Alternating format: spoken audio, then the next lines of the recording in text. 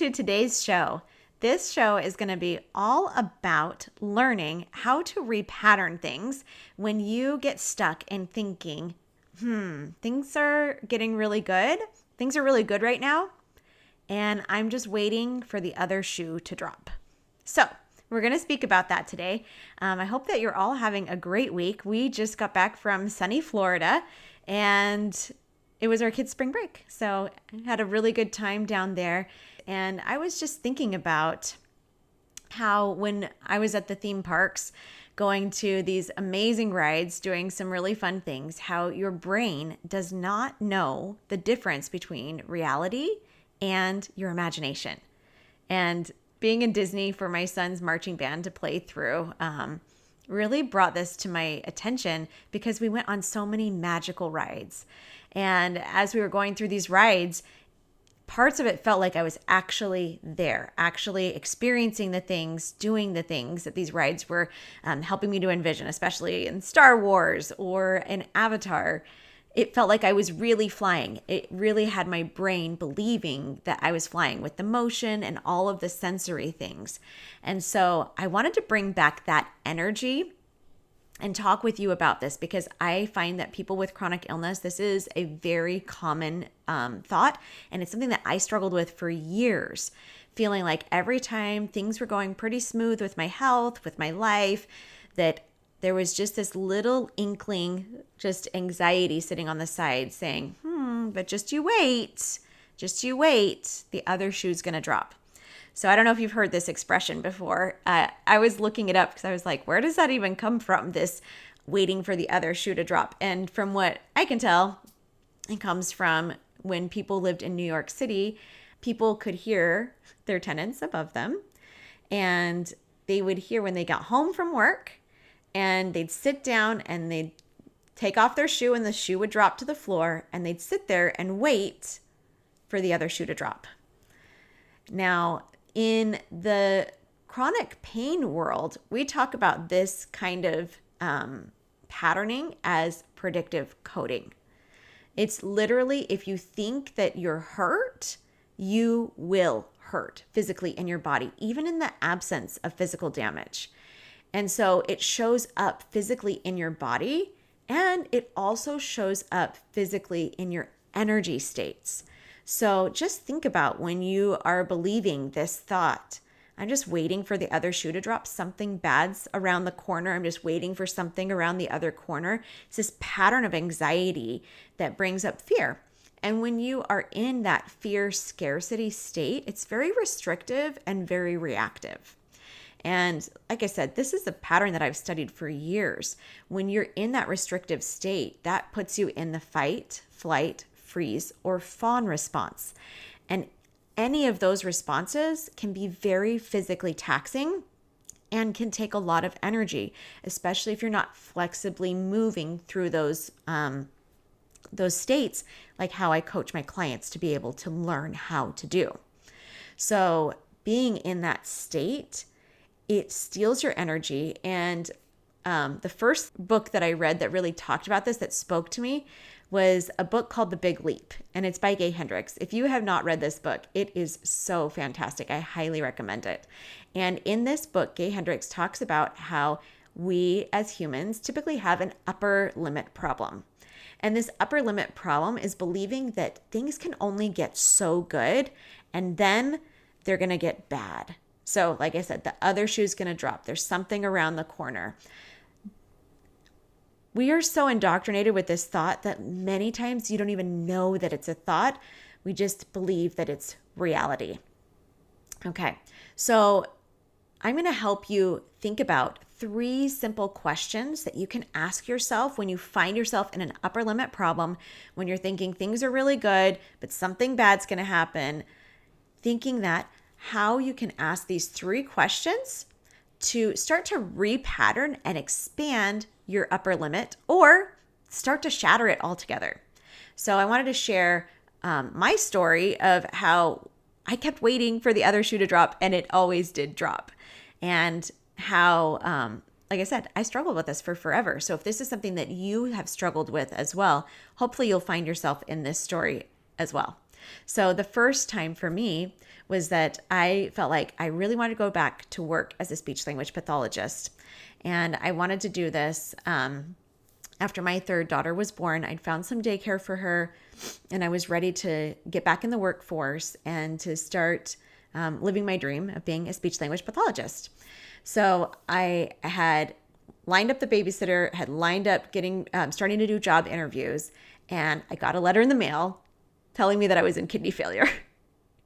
And I joke, but of course it was devastating and really, terrifying.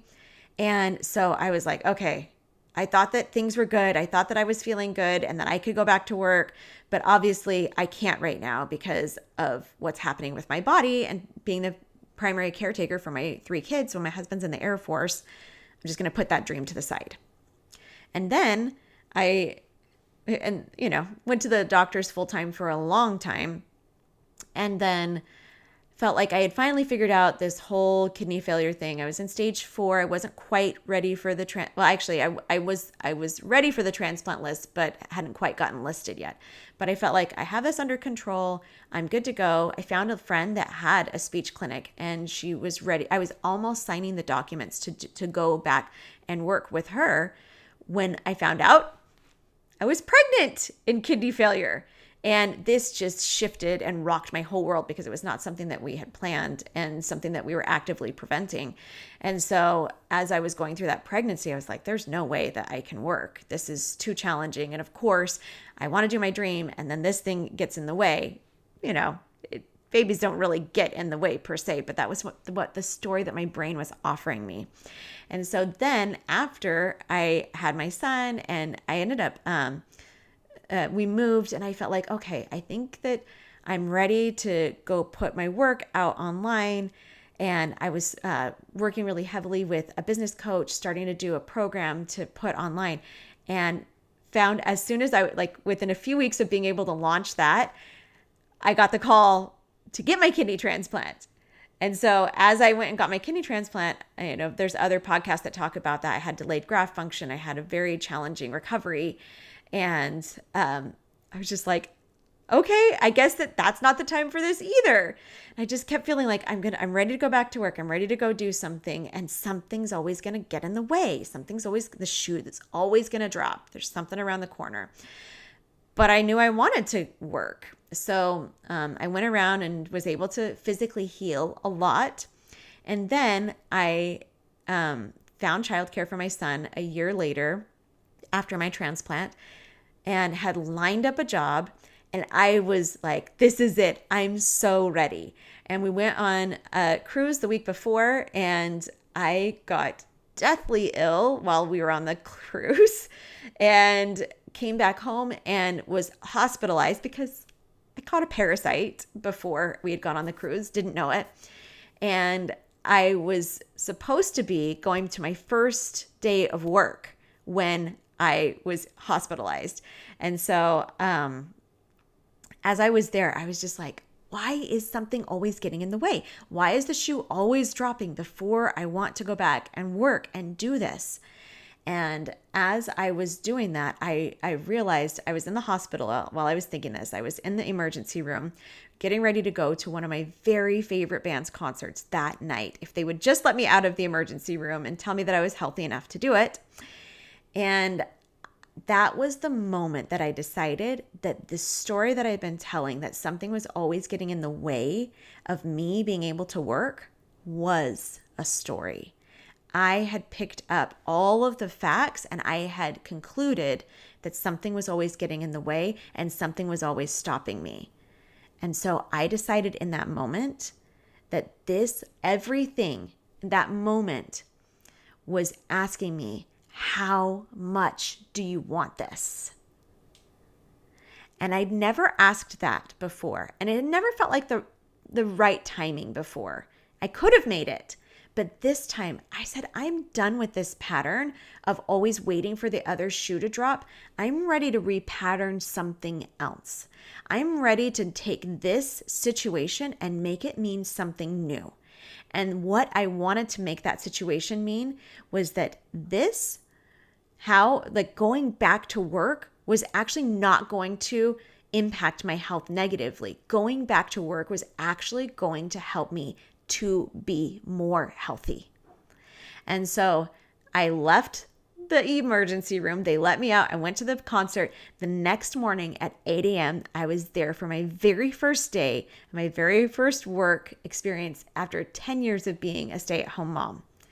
And I kept telling myself, this is it. This is how I get healthy.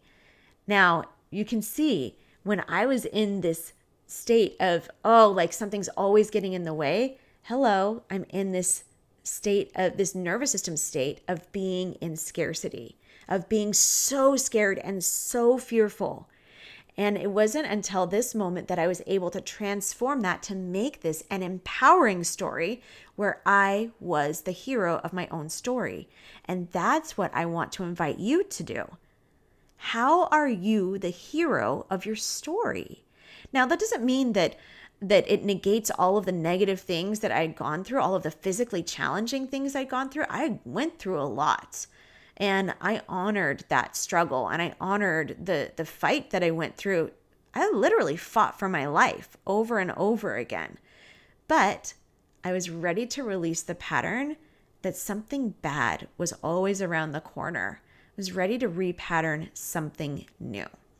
So these 3 questions that I want to offer to you today that can really help you to repattern this. I want to share the very first one, and I've kind of already shared it. I have a little sticky note to remind me that my questions. But the first one is, how much do I want this? So when you have something that like things are going really well and it feels like something's coming up to get into your way, how much do you desire the thing that you really want? Because I'll tell you, once I repatterned this belief that something bad was going to happen and something was always going to get in my way and I was always going to get sick, once I repatterned this to, wait a second, this is just showing me how much I want this. I have kept on this path of wanting to go back to work, and obstacles keep coming up because guess what? Obstacles are always going to keep coming up. The obstacles end when we are no longer in this lifetime. So expect obstacles, but stop expecting the obstacles to be the thing that stops you. I decided to stop every single one of those times going back to work because that's what I felt called to at that time. It wasn't my health that was stopping me. It was me deciding that I was going to prioritize my health, and that the way to do that was not to work and not to push myself in that moment. And I was able to, when the time came to do that new job as a speech therapist, to know that I wasn't going to push myself. I was going to use this moment as a way in order for me to get healthier. And that's how I have viewed work from here on out, is that it is a way for me to improve my health. And since that moment that I went back to work, that was back in the fall of 2019. So I went back to work in a school district in the 2019-2020 school year. So you know what happened in that school year. I've never been hospitalized since. And that stands to a huge testament because after my transplant, I was hospitalized every few months afterwards. And that's pretty typical for people with organ transplants. That's not out of the ordinary. But I know that leaning into this empowered state, this parasympathetic, calm, peaceful, empowered state is what helped me to heal physically and emotionally. Okay, so that's the first question. It's like, how much do I actually want this? This good thing that's happening in my life, this new thing, this new goal that I want, how much do I actually want it? So the second question is, how good am I willing to let things get? How good are you willing to let these things get? How much do you want these things? Now, we have a set pattern. This is what Gay Hendricks talks about in The Big Leap, of how good you think things are. And a lot of times people think, this is it. Like, this is the only, this is what I deserve. And this is where my set point is.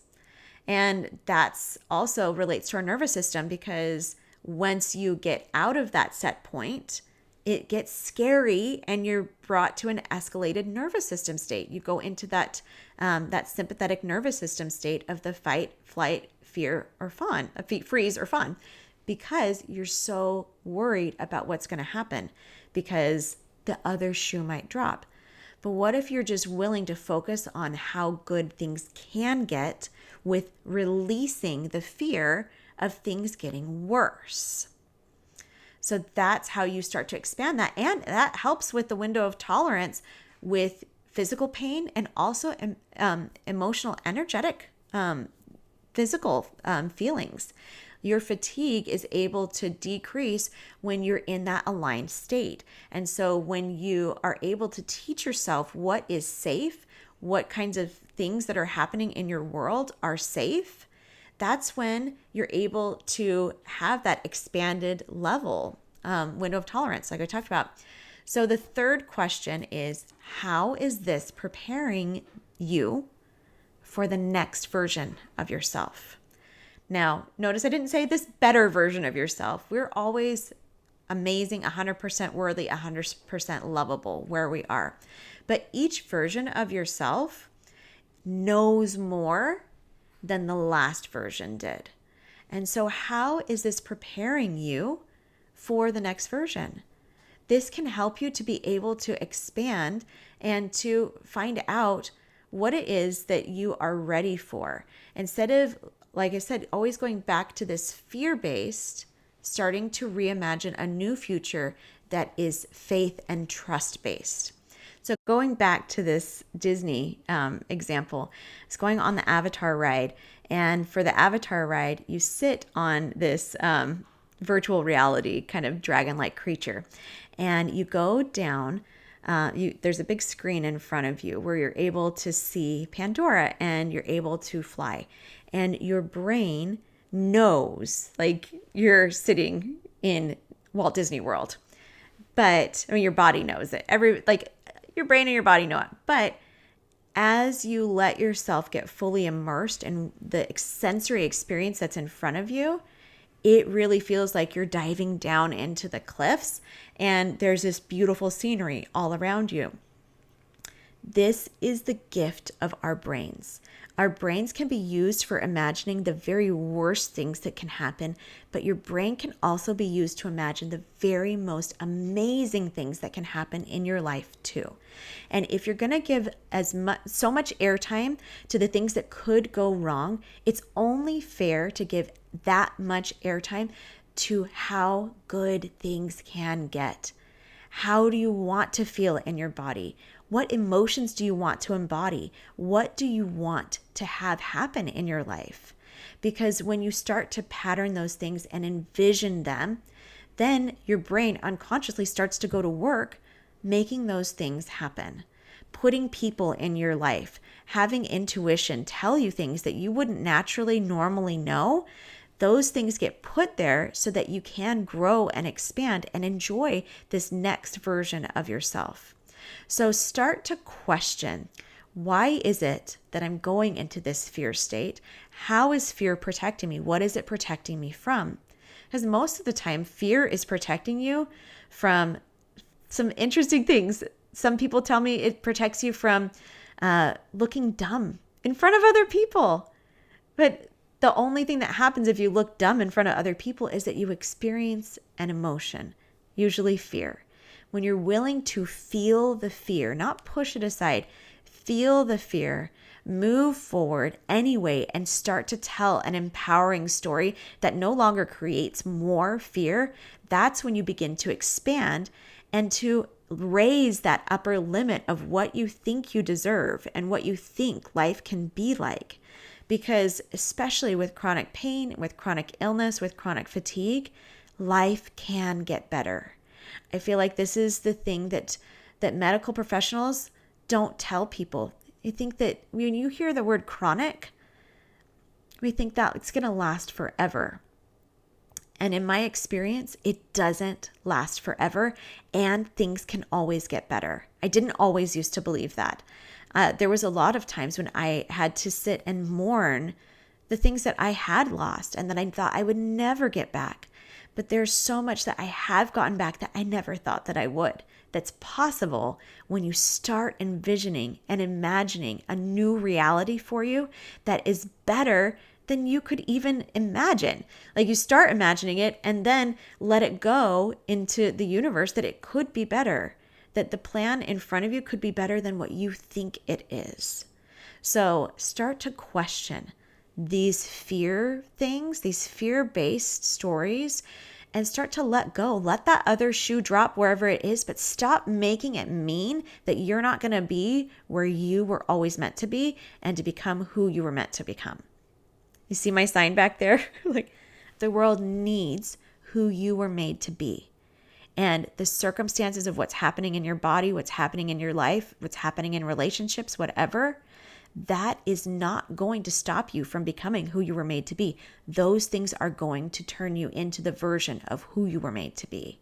If you let it and stop believing those fear-based stories and start living into the imagination and possibility of a future that is full of faith and better than what your brain wants you to believe right now. That's how you expand your window of tolerance. That's how you expand your life. And that's how you start to feel more energy in your body. That's when your energy comes back because you stop fighting against reality. You start accepting the emotions that are happening in your body and you start living the life that you were always meant to live. All right, have an incredible week and I will talk to you later.